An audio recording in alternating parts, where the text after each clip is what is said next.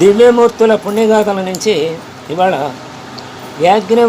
యాజ్ఞవల్క్యుని గురించి ఏం చెప్పారో తెలుసుకుందాం. పూర్వం కురుపాంబాల అనే దేశం ఉంది. ఆ దేశంలో గంగానది ప్రవహిస్తూ ఉండేది. ఆ గంగానది తీరాన జమత్కారపురం అనే ఒక నగరం కలదు. జగత్కారపురం ఆ నగరం పేరు. ఆ నగరంలో వేదశాస్త్ర పఠనాసక్తి గల సద్బ్రాహ్మణుడు ఒక ఆయన ఉన్నాడు. అతని పేరే యాజ్ఞవల్కుడు. అతడు సునంద అనే కన్యని వివాహమాడాడు. తర్వాత దేవదేవుని గురించి తపస్సు చేశాడు. నాకు వేదశాస్త్ర పాండిత్యం గల సుపుత్రుడు జన్మించాలి అని కోరాడు. ఆ దేవదేవుడు అలాగే వరం ఇచ్చాడు కూడా. కాలక్రమంలో సునంద గర్భవతి అయ్యింది. ఒక కుమారుణ్ణి కనది. ఆ కుమారుడి కూడా గమ్మత్తుగా తన తండ్రి పేరునే పెట్టారు. అంటే యాజ్ఞవల్కుడు అనమాట. యాజ్ఞవల్కుని కుమారుడు యాజ్ఞవల్కుడు అంటే రెండవ యాజ్ఞవల్కుడుగా మనం చెప్పుకోవాలన్నమాట. ఇప్పుడు ఈ రెండవ యాజ్ఞవల్కుని గురించే మనం తెలుసుకుంటున్నది. ఇతను బాల్యం నుండి కూడా విద్యాభ్యాసం నందు చాలా ఆసక్తి చూపేవాడు. అతడు బాల్కుని వద్దకు వెళ్ళాడు, ఋగ్వేదం నేర్చుకున్నాడు. జైమిని వద్దకు వెళ్ళాడు, సామవేదాన్ని నేర్చుకున్నాడు. అలాగే ఉద్దాలక మహర్షి దగ్గరికి వెళ్ళాడు, అథర్వ వేదాన్ని నేర్చుకున్నాడు. వైశంపాయని దగ్గర వెళ్ళాడు. తరువాత యజుర్వేదం నేర్పమని ప్రార్థించాడు. వైశంపాయనుడు తన శిష్యులలో ఒకరినిగా తీసుకోవటానికి అంగీకరించాడు. యాజ్ఞవల్కుడు తన కుశల బుద్ధితోటి విద్యార్థుల కంటే ముందుగానే వేదాధ్యయనం చేసి పాఠాలను కంఠస్థం చేసేవాడు అన్నమాట.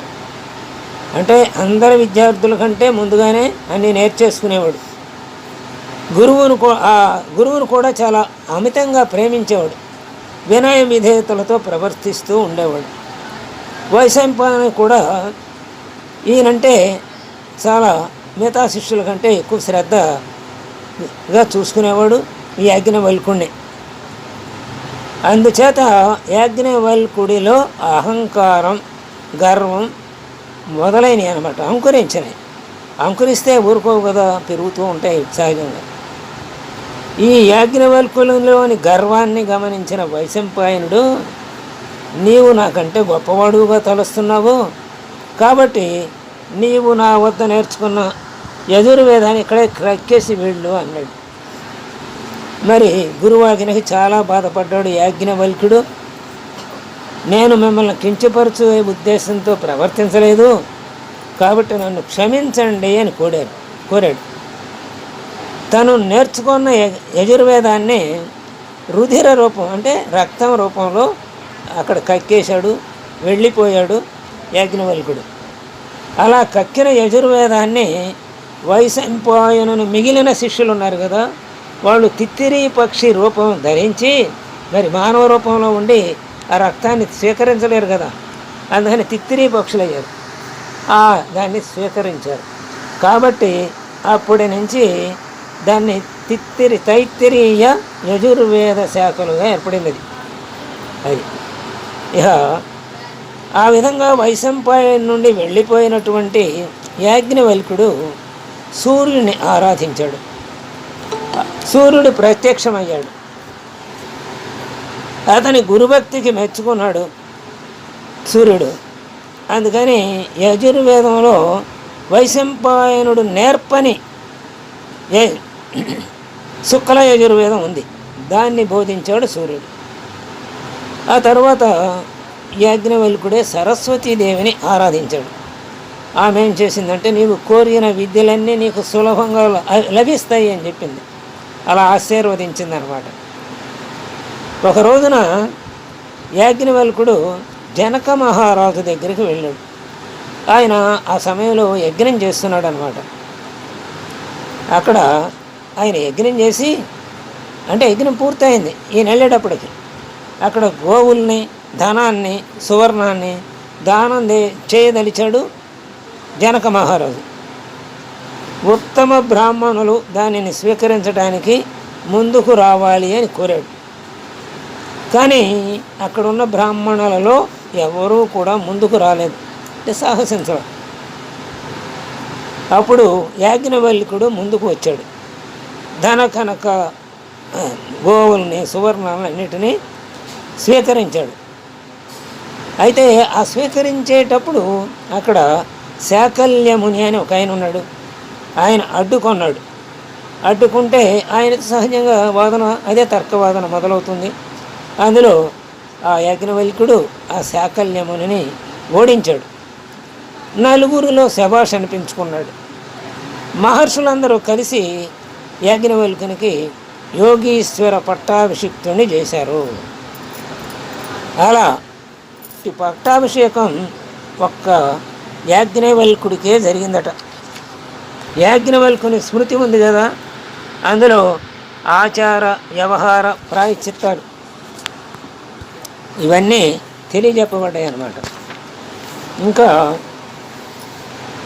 పురోహిత ధర్మాన్ని గురించి, న్యాయమును గురించి, ధర్మం గురించి, తర్వాత స్త్రీ ధనాన్ని గురించి కూడా.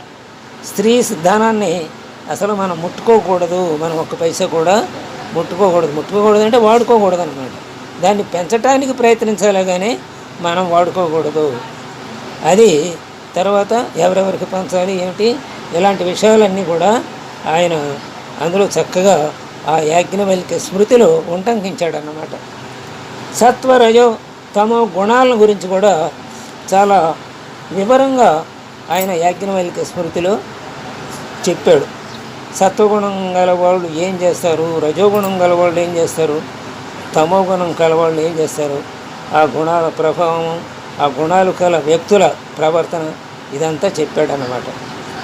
కాబట్టి సత్వగుణం గలవాళ్ళు పాప పరిహారం కోసం యజ్ఞాలు యాగాలు చేస్తారు, అలాగే మంచి పనులు చేస్తారు లోకానికి సంబంధించినటువంటిది. అలాగే రజోగుణం గలవాళ్ళు పేరు ప్రతిష్టల కోసం తమకున్నది దానం చేస్తూ ఉంటారు. వాళ్ళకి కీర్తి కావాలన్నారు, కీర్తికాంక్షపరు వాళ్ళు. వాళ్ళ పేరు అన్ని చోట్ల ప్రాచుర్యం అవ్వాలని. ఇక తమో గుణం వల్ల ఉన్నవాళ్ళు వాళ్ళు అసూయాపరులు, ఇతరుల మేలుని అసలు చూడలేరు కదా వాళ్ళు. అందుకని అందరికీ అపకారం చేస్తూ తాము పెరగకపోయినా ఎదటి వాళ్ళ పెరుగుదలని అడ్డుకోవటానికి, వాళ్ళకి చెడ్డ పేరు రావటానికి కావలసిన పనులన్నీ ఈ తమో గుణం కలవాళ్ళు చేస్తూ ఉంటారన్నమాట. ఇలా యాజ్ఞవల్క్యుని గురించి మనం తెలుసుకున్నాం. అంటే తమో గుణము రజోగుణము వదిలి సత్వగుణాన్ని పూని సత్వగుణం ద్వారా మనం మంచి పనులు చేసి పాపరహితులమై, ఇంకా పుణ్యపాపాలకు అతీతంగా కర్మయోగులమై మనం మన జీవితాన్ని ఈ జన్మతో పరిపూర్తి చేసుకుని మోక్షం పొందాలి అని యాజ్ఞవల్క్యుని సలహా అని యాజ్ఞవల్క్య స్మృతి మనకి బోధిస్తోంది అని చెప్పుకోవచ్చు. స్వస్తి.